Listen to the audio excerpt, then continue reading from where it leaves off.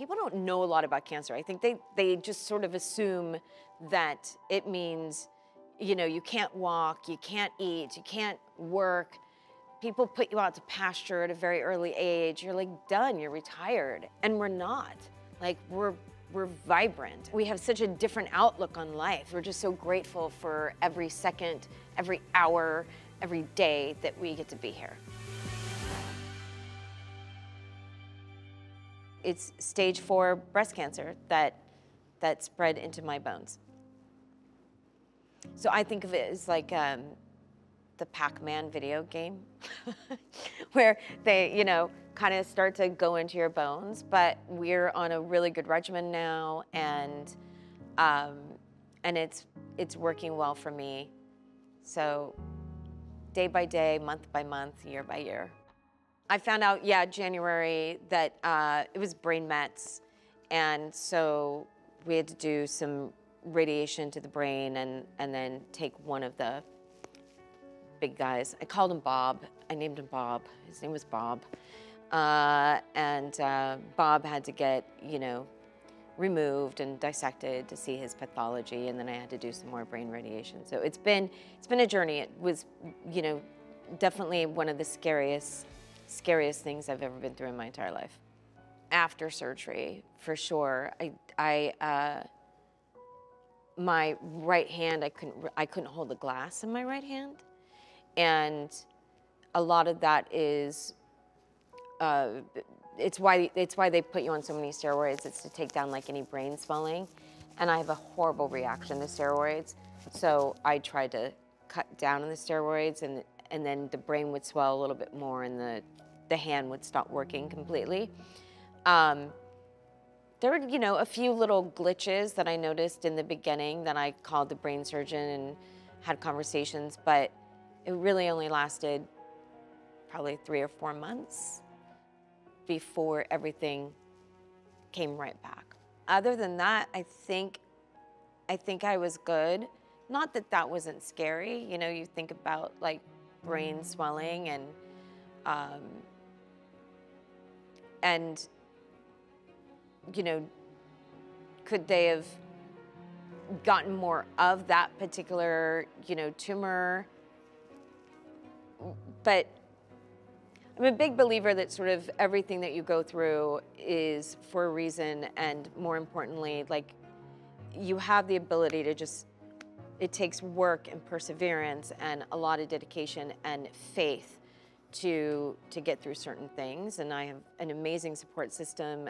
I'm not a quitter. My mom, when I was like 8 years old, had an aneurysm in her brain, and she had a 10% chance of living, and she woke up just her eyebrow paralyzed, and I watched her like work solidly every single day until she could move that eyebrow. So I, you know, come from that kind of stock. I come from a woman who was determined to move her eyebrow, and she impressed that upon me as a very young child of like, you don't give up. You can accomplish anything that you set your mind to. You just have to work hard at it. It's been hard. It's also been really beautiful. I've learned a lot, and I've learned a lot about people. I've learned that sometimes people are great going through it initially, and then sometimes they hit a wall and they can't keep going through it with you.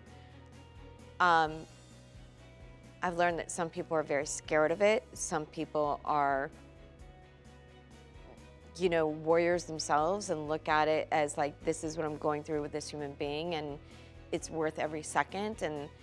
And yeah, you know, I will be on treatment for the rest of my life until one of these clinical trials goes through, and then, you know, you're not on treatment. Like, there's always something.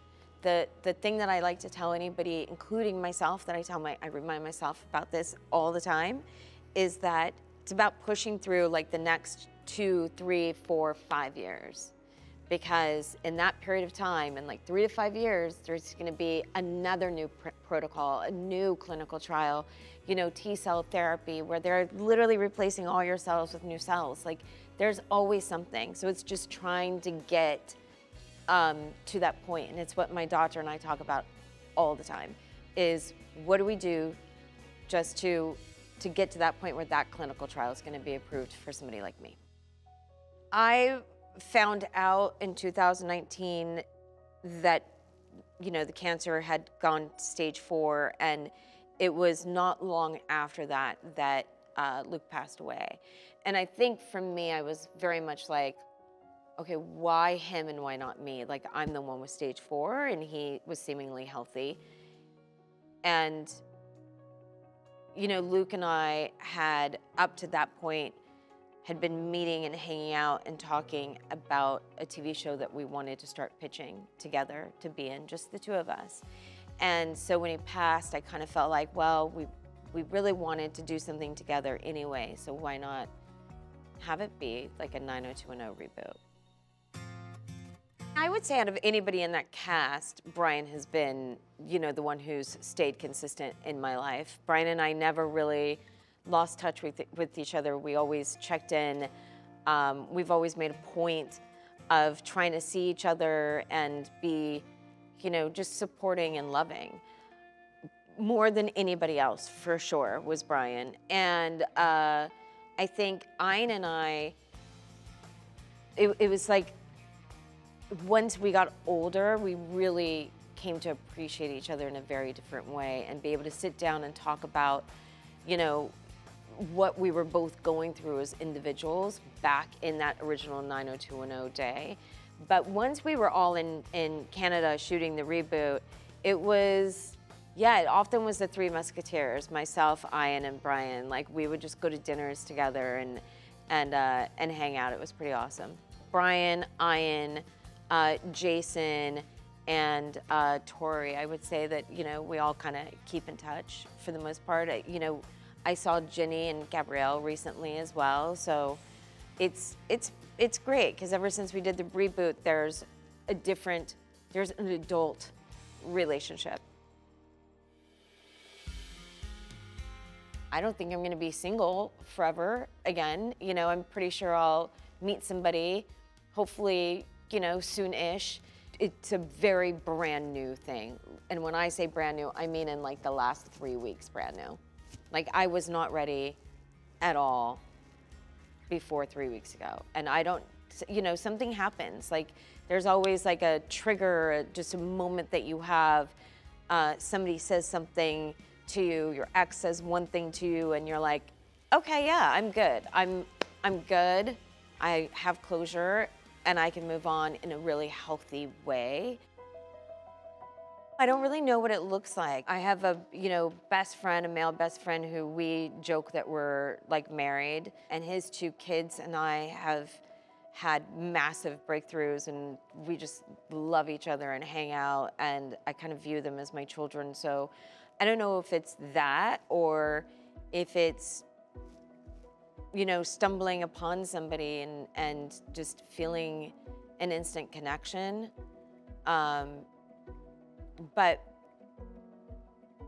I think as I said, I'm open. Like, and I wasn't. I didn't want to like jump into anything and not have it all sorted in my head, because then I'm no good to another person at that point. I have to love myself and reckon with the past, really, before I can move forward. And now I'm ready.